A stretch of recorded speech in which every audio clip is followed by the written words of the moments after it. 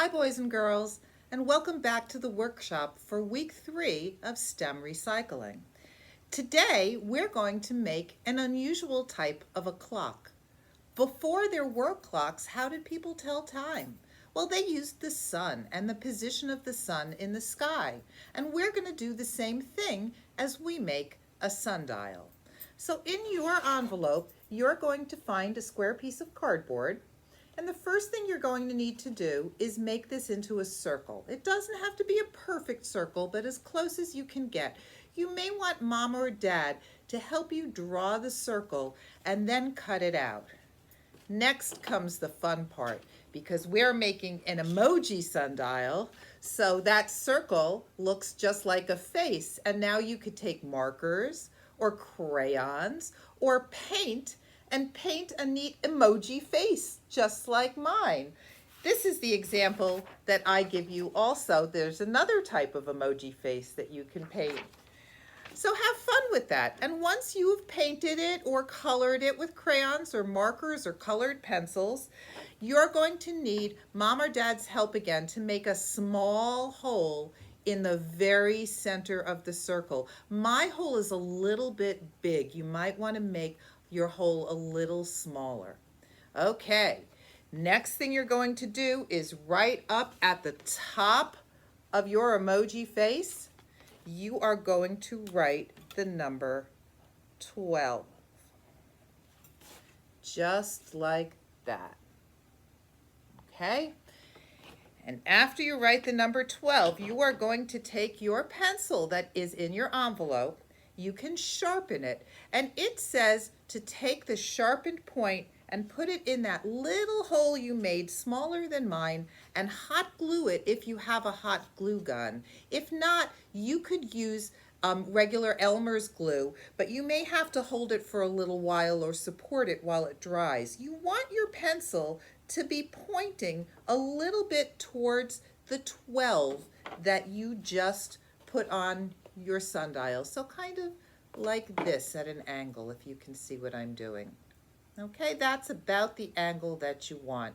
And glue that pencil right in. Because my hole is a little big, I'm going to turn my pencil over and do it this way, which is the way I can make it stay right now. Okay, so the next thing you're going to do is wait for a sunny day and bring your sundial outside. Put it in some place where there's no shade, where it's all sunny, and wait for noon. When it's exactly 12 o'clock, or right around 12 o'clock noon, you're going to move your sundial so that the shadow of the pencil falls right onto the 12. And I'm going to try and use my flashlight to show you if we can see the shadow of the pencil. So let me turn off my lights and I'll be right back. Now that it's a little darker and you can really see the beam of my flashlight, I'm going to use my flashlight and pretend that it is the sun. So let me show you what the shadow should look like on your sundial. If your pencil is pointing this way and the sun is shining down, do you see how the shadow is going to fall right on the 12?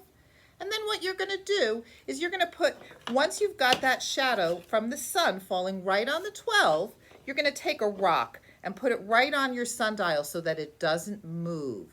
And then you want to come outside every hour and see where the sun is shining and look for the shadow and take your marker and write the next number. So after 12 is going to come 1 o'clock. So at 1 o'clock, you're going to look to see where the shadow is falling.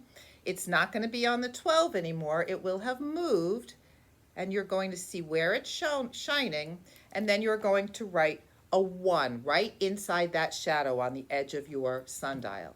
And you can keep doing that all day long until the sun goes down. The sundial doesn't work at night. Once the sun goes down, it doesn't work anymore. But the next morning, get up as soon as the sun rises if you can, and you can start marking your morning hours. So this way, as long as you don't move it, you can tell the time during the day using your sundial to the closest hour.